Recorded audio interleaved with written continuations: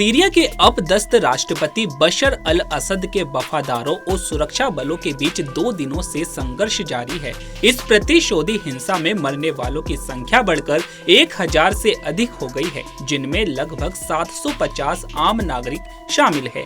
मानवाधिकार संगठन ने शनिवार को इसकी जानकारी दी। सीरिया में 14 साल पहले शुरू हुए संघर्ष के बाद से यह हिंसा की सबसे घातक घटनाओं में से एक है। ब्रिटेन के मानवाधिकार संगठन Syrian observatory for human rights ने कहा कि 745 नागरिकों के अलावा सरकारी सुरक्षा बलों के 125 सदस्य और अपदस्थ राष्ट्रपति बशर अल असद से संबंध सशस्त्र समूहों के 148 चरमपंथी भी मारे गए। मानवाधिकार संगठन ने यह भी बताया कि तटीय शहर लाताकिया के आसपास के बड़े इलाकों में बिजली और पेयजल आपूर्ति बाधित हो गई है तथा कई बेकरी बंद हो गई है। सीरिया में 3 महीने पहले असद और अपदस्थ करके सत्ता पर विद्रोहियों के कब्जा करने के 3 महीने बाद गुरुवार को शुरू हुई यह झड़प दमिश्क की नई सरकार के लिए एक बड़ी चुनौती के रूप में उभरी है।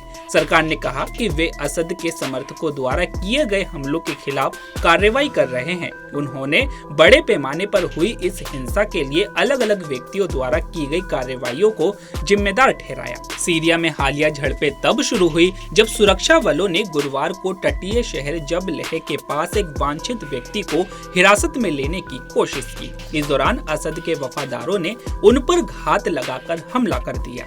बताया जा रहा है कि सीरिया की नई सरकार के प्रति वफादार सुन्नी मुस्लिम बंदूकधारियों ने शुक्रवार को असद के अल्पसंख्यक अलावी समुदाय के लोगों की हत्याएं शुरू की थी, जिसके बाद से दोनों के बीच झड़पें जारी है। लेकिन यह हयात तहरीर अल शाम के लिए एक बड़ा झटका है, क्योंकि इसी धड़े के नेतृत्व में विद्रोही समूहों ने असद के शासन का तख्ता पलट कर दिया था। अलावी गांवों और कस्बों के निवासियों ने मीडिया को बताया कि बंदूकधारियों ने अलावी समुदाय के अधिकांश पुरुषों को सड़कों पर या उनके घरों के दरवाजे पर ही गोली मारी। हिंसा से सबसे अधिक प्रभावित कस्बों में से एक बनियास के निवासियों ने कहा कि शव सड़कों पर बिखरे पड़े थे या घरों और इमारतों की छतों पर पड़े थे और उन्हें उठाकर दफनाने के लिए कोई नहीं था। तो आपकी इस पर क्या राय है, हमें कमेंट करके जरूर बताइएगा। तो अभी के लिए केवल इतना ही। ऐसी ही तमाम खबरों के लिए बने रहिए पंजाबकेसरी.com पर। नमस्कार।